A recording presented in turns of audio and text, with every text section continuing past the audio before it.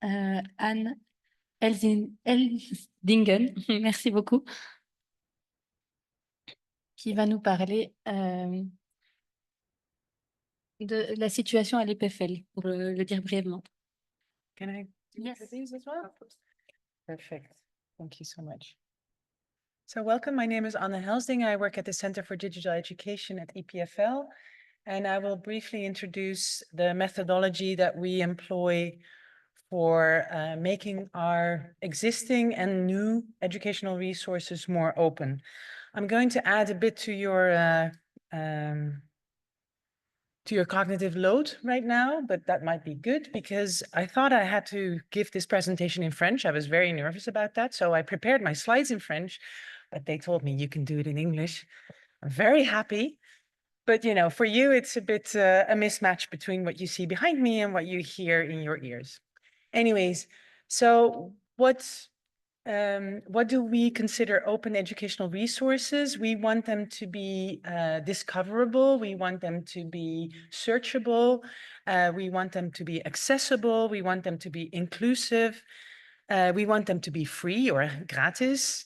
And we also want them to be enriched with some metadata, or at least that you know what the resource is about. And if you look at what we have already, at the Center for Digital Education, we serve the university. We support our academics in creating online courses.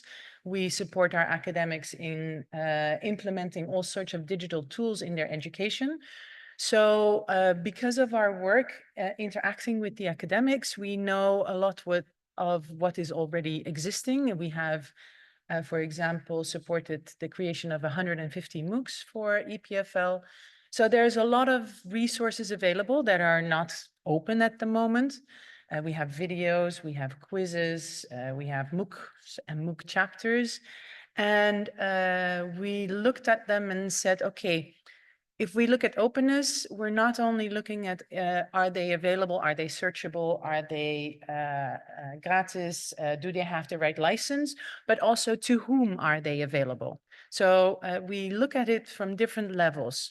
Is it available for just the classroom? Is it open for the whole of EPFL? Is it open for the world? So that's how we looked at it. And this is our latest overview.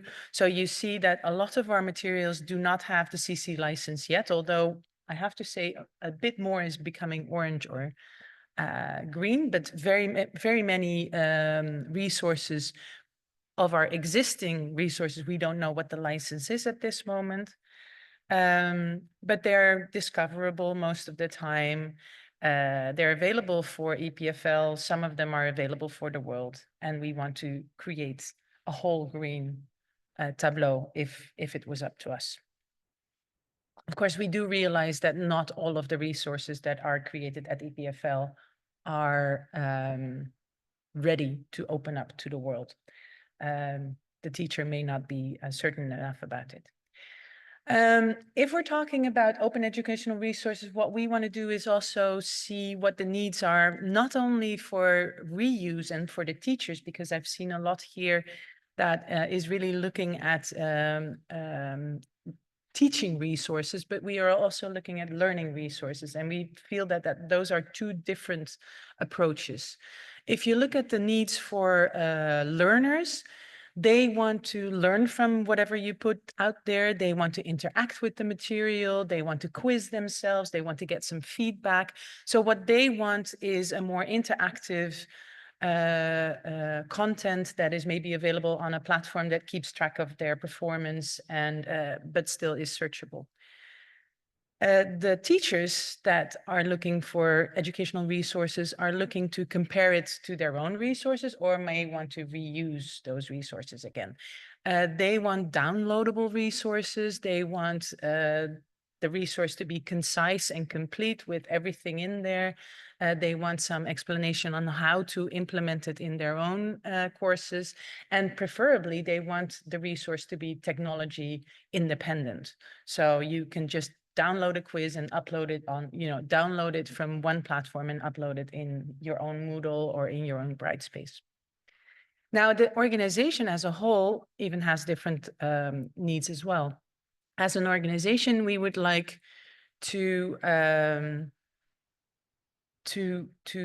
have our resources available and according to standards that are used elsewhere. We don't want 6 platforms, maybe. We want just 1 platform, or at least those 6 platforms to be able to talk to each other. We also want the maintenance and the saving of that resource to be as effortless as possible. If you're already putting all the effort to create the resource, you don't want to then also do a lot of effort to make it available for others to reuse it. So that's the organization's needs.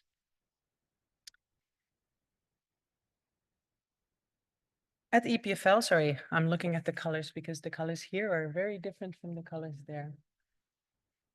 At EPFL, we have been developing a search engine that combines databases, many institutional databases together, and makes them searchable through one window using concepts or constructs and keywords. This search engine is called Graph Search. It uses knowledge graphs as a technology. And you can search based on keywords. You can search for teachers, for courses, for videos, for publications, for people, for units, everything. So when I type in, for example, plasma physics, I get a list of publications and teachers that are in plasma physics, and maybe even some video lectures in plasma physics. What I do not get yet through Graph Search, and what we would like to include in there, is a list of quizzes or assignments. So I have been learning a bit on Graph Search, and I want to know on plasma physics, and I want to test myself. This is something that we want to add to Graph Search. We want quizzes and exercises from existing courses to be available through our search engine. These quizzes are part of current courses, so we harvest them from the current courses, index them separately, and make them available as web components. And then we use embedding technology, where every quiz gets a vector and is then compared to, in vector space, to vectors of other elements like PDFs or videos or whatever. And thus we can see whether the quiz of course A is very similar to video content of course B, or is very similar to a PDF of course C. And this is how we try to enrich individual quiz components from courses and make them available through Graph Search. And that's hopefully where we end up next year. Where if you're searching for a keyword in Graph Search, you're not only getting the list of publications, you're not only getting the list of courses that we have on that subject, but you're also getting a few quiz questions. You can test yourself. And if you are a teacher, you can say, download this quiz question, and you will get it as hopefully as technology independent as possible. So that's it. Thank you.